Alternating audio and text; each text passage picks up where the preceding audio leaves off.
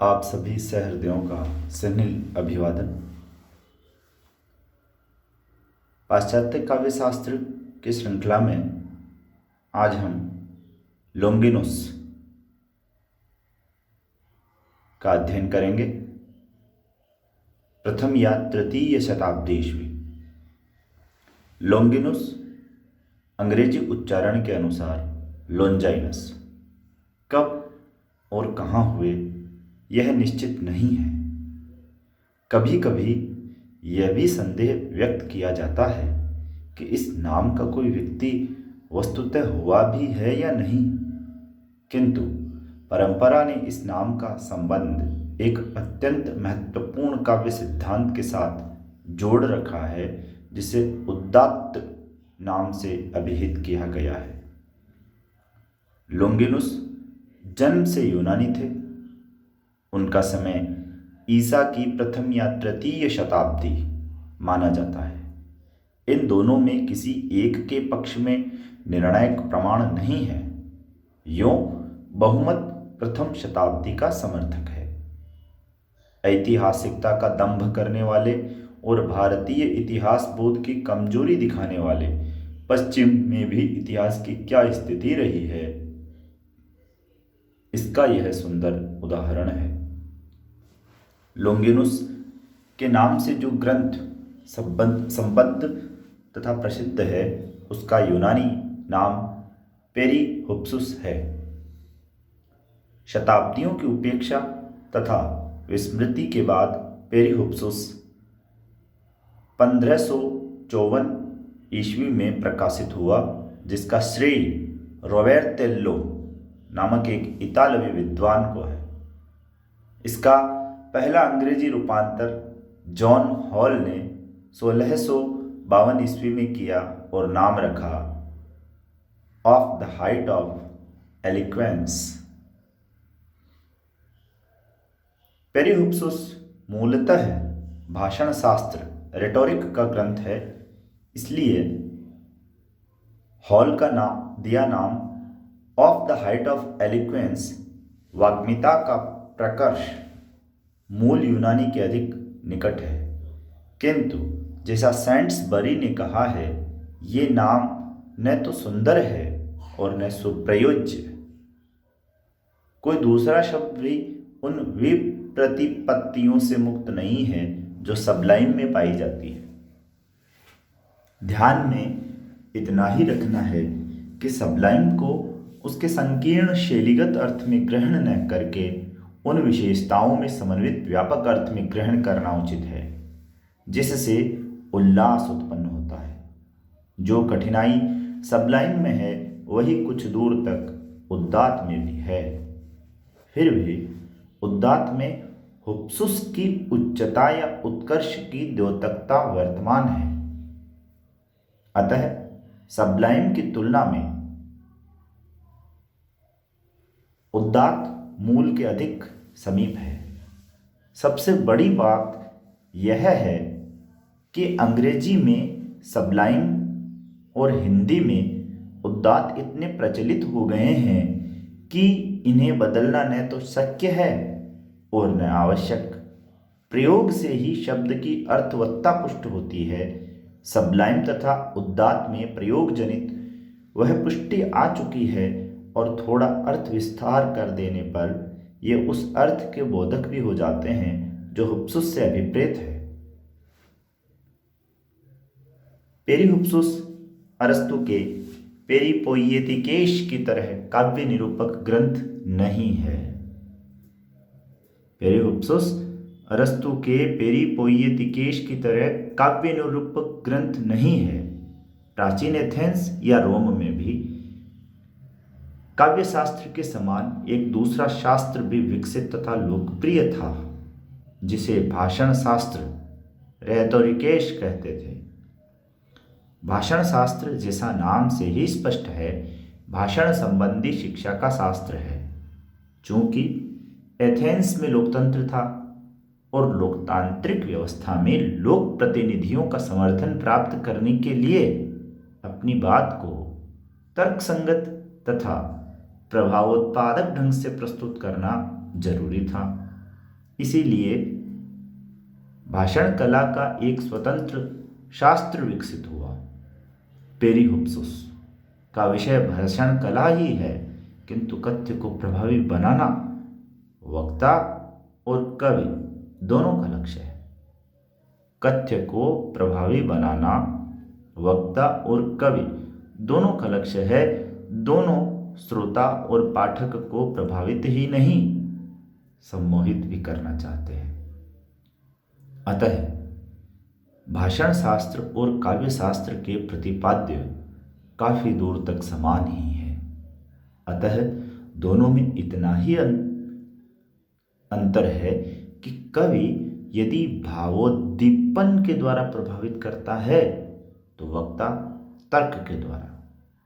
इसका यह अर्थ नहीं है कि वक्ता भावोद्दीपन का सहारा लेता ही नहीं, और न यही कि कवि की उक्ति तर्कहीन होती है। भाव और तर्क की बात केवल प्रधानता के आधार पर है। यही कारण है कि पेरिहुप्सुस भाषण शास्त्र का ग्रंथ होने पर भी काव्य शास्त्रियों के बीच सम्मानित हुआ। पेरिहुप्सुस पत्र के रूप में पौस्तुमियुस तेरेंतियानुस नामक एक रोमी युवक को संबोधित है, जो लोंगिनुस का मित्र या शिष्य रहा होगा। पत्र की भाषा यूनानी है। किकिलियुस नाम के एक व्यक्ति ने पहले उद्दात का निरूपण किया था, किंतु उसमें लोंगिनुस को अनेक त्रुटियां दिखाई पड़ी, जैसे विषय की परिभाषा का अभाव, उन पद्धतियों के विवेचन का अभाव जिनकी सहायता से कोई अपनी शक्ति को विकसित कर उद्दात की ऊंचाई तक पहुंच सकता है, भाव जैसे प्रमुख तत्व के निरूपण का अभाव, उदाहरणों का अनपेक्षित बाहुल्य। किकिलियुस की इस कृति पर लोंगिनुस ने पहले भी कभी तेरेंतियानुस के साथ विचार विमर्श किया था। उसी को विशद रूप देते हुए, लिपिबद्ध करते हुए, किकिलियुस की त्रुटियों का यथासंभव निराकरण करते हुए लोंगिनुस ने यह रचना की। होरेस की आलोचना के प्रसंग में हमने देखा कि आर्स पोएटिका की रचना भी पत्र के रूप में हुई है। काव्य शास्त्र अथवा भाषण शास्त्र जैसे गूढ़ विषय का पत्र में विवेचन अन्य विशेषताओं जैसे उन्मुक्तता, अनौपचारिकता आदि के अतिरिक्त यह भी सूचित करता है कि विवेच्य विषय पर लेखक का कितना अधिकार है। पेरिहुप्सुस लगभग 60 पृष्ठों की लघुकाय कृति है, जिसमें छोटे बड़े 44 अध्याय हैं। अध्यायों का आकार बहुत ही असमान है। कुछ अध्याय तो 2-3 पृष्ठों के हैं, तो कुछ केवल 7-8 पंक्तियों के। इसका एक कारण यह भी है कि कई अध्यायों के अंश खंडित हैं। पूरी पुस्तक का प्राय 1/3 भाग लुप्त है। मनुष्यों की तरह कृतियों के भी भाग्य सोते जागते रहते हैं। मनुष्यों की तरह कृतियों के भी भाग्य सोते जागते रहते हैं। इसके अगणित उदाहरणों में पेरिहुप्सुस भी है। 1500 वर्षों तक इसका कहीं अता पता नहीं था। 16वीं शताब्दी के पूर्व इसकी कहीं चर्चा भी नहीं मिलती। काव्यशास्त्रीय इतिहास का निश्चय ये बहुत बड़ा सौभाग्य है कि पेरिहुप्सुस जैसी महत्वपूर्ण कृति खंडित रूप में ही सही प्रकाश में आई। विद्वानों ने एक स्वर से इस कृति की और कृतिकार की प्रशंसा की है। सेंट्सबरी के शब्दों में लोंगिनुस तीक्ष्ण साहित्यिक प्रतिभा से संपन्न लेखक हैं और पेरिहुप्सुस विस्मयकारी कृति। सेंट्सबरी के शब्दों में लोंगिनुस तीक्ष्ण साहित्यिक प्रतिभा के संपन्न लेखक हैं और पेरिहुप्सुस विस्मयकारी कृति। आलोचना का कोई विद्यार्थी इस पुस्तक की 1 दर्जन पंक्तियां पढ़ने के बाद यह अनुभव किए बिना नहीं रह सकता कि वह एक नई दुनिया में है। लोंगिनुस ऐसे व्यक्ति हैं जिनके उत्कर्ष का क्षेत्र अरस्तु से बड़ा है और जिनकी प्रतिभा डियोनीसियस अथवा क्विंटिलियन की तुलना में निश्चय ही अधिक शक्तिशाली तथा साहित्यिक परिसंसन कहीं अधिक तीव्र है। एलन टेट ने उन्हें अपूर्ण होते हुए भी प्रथम साहित्यिक आलोचक माना है।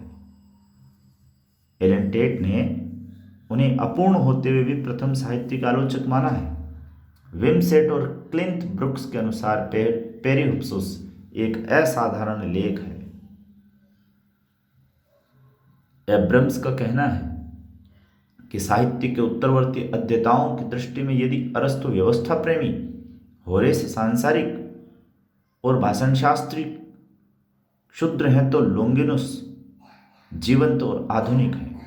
एब्रम्स का कहना है कि साहित्य के उत्तरवर्ती अध्येताओं की दृष्टि में यदि अरस्तु व्यवस्था प्रेमी है, होरेस सांसारिक और भाषणशास्त्री क्षुद्र हैं तो लोंगिनुस जीवंत और आधुनिक है। डेविड डेचिज का मत है लोंगिनुस का महत्व इस बात में है कि साहित्य के संबंध में जो प्रश्न प्लेटो या अरस्तु ने उठाए थे उनसे सर्वथा भिन्न प्रश्न लोंगिनुस ने उठाए। लोंगिनुस के संबंध में इस तरह के विचारों की संख्या अनंत है।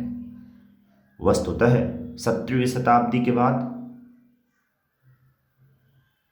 का शायद ही कोई आलोचक हो जो लोंगिनुस से अभिभूत न हुआ हो। क्योंकि दुर्दैववश लोंगिनुस 1500 वर्षों तक विस्मृत रहे, इसलिए उनका महत्व लोगों के सामने ठीक ठाक प्रकट नहीं हुआ। अन्यथा उनके जैसी पैनी आलोचनात्मक अंतर्दृष्टि किसी दूसरे आलोचक में नहीं दिखती।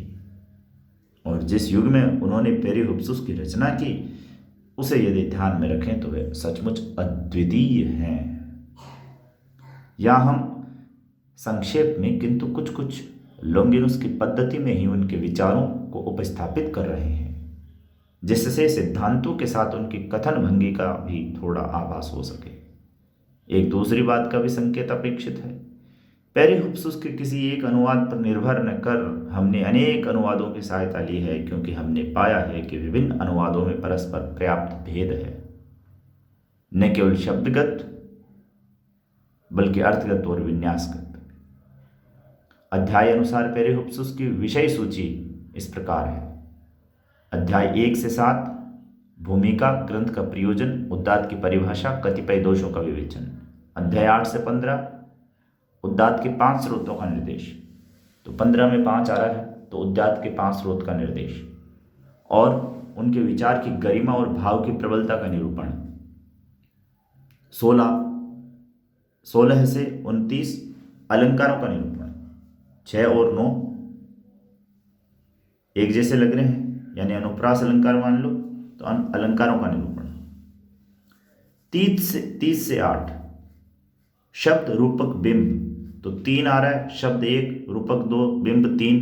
तो 3 3 30 से 8 38 का आदि का निरूपण। 39 से 40 रचना की भव्यता का निरूपण। 41 से 43 दृष्टि भेद से उद्दात विरोधी कुछ अन्य दोषों की चर्चा। 44 उपसंहार, यूनान के नैतिक साहित्यिक ह्रास के कारणों का संधान। पुस्तक की भूमिका इस प्रकार है। प्रिय तेरेंतियानुस, चूंकि तुमने आग्रह किया है कि तुम्हारे संतोष के लिए मैं उद्दात विषयक अपने विचारों को लिख डालूं, अतः पहले हमें यह सोच लेना चाहिए कि मेरे विचारों की व्यापक सार्वजनिक मूल्य की कोई वस्तु है भी या नहीं। और मेरे मित्र, चूंकि अपनी प्रकृति और योग्यता से प्रेरित होकर तुमने मुझसे यह आग्रह किया है, इसलिए मुझे आशा है कि तुम इसके विभिन्न विवरणों के विषय में अपने निष्पक्ष निर्णय से मुझे अवगत कराओगे। देवताओं से हमारी किन बातों में समानता है, इस प्रश्न का उत्तर में किसी ने ठीक ही कहा था कि परोपकार और सत्य में। जैसा हम कह चुके हैं कि पेरिहुप्सुस इसी तरह के पत्र के रूप में है, अतः उसमें सर्वत्र उत्तम पुरुष का प्रयोग है। उद्दात को परिभाषित करते हुए लोंगिनुस कहते हैं, उद्दात अभिव्यंजना का अनिर्वचनीय प्रकर्ष और वैशिष्ट्य है। यही वह साधन है जिसकी सहायता से महान कवियों और इतिहासकारों ने ख्याति और अविनश्वर कीर्ति अर्जित की है। उद्दात का प्रभाव श्रोताओं के अनुनयन में नहीं बल्कि सम्मोहन में दृष्टिगोचर होता है। जो केवल हमारा अनुनयन या मनोरंजन करता है उसकी अपेक्षा वह निश्चय ही अधिक श्रेष्ठ है, जो हमें विस्मित कर सर्वदा और सर्वथा सम्मोहित कर लेता है। जो केवल हमारा अनुनयन या मनोरंजन करता है उसकी अपेक्षा वह निश्चय ही अधिक श्रेष्ठ है, जो हमें विस्मित कर सर्वदा और सर्वथा सम्मोहित कर लेता है। अनुनयन हमारे अधिकार की चीज है, अर्थात अनुनीत होना या न होना हमारे हाथ में है, किंतु उदात्त तो प्रत्येक श्रोता को अप्रतिरुद्ध शक्ति से प्रभावित कर अपने वश में कर लेता है। सृजनात्मक कौशल और वस्तु विन्यास पूरी रचना में आद्यंत वर्तमान रहते हैं और क्रम से स्नेह स्नेह उभरते हैं, किंतु बिजली की कौंद की तरह सही समय पर उदात्त की एक कौंद पूरे विषय को उद्भासित कर देती है। निष्कर्ष कि उदात्त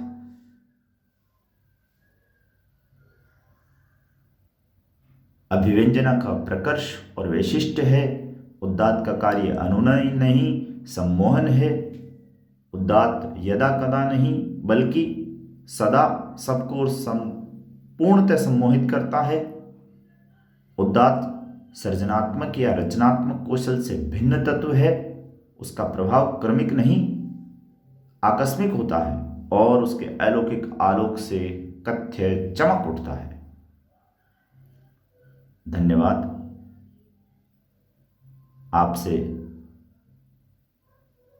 समर्थन की अपेक्षा में आपका समय उज्जवल होता रहे। धन्यवाद।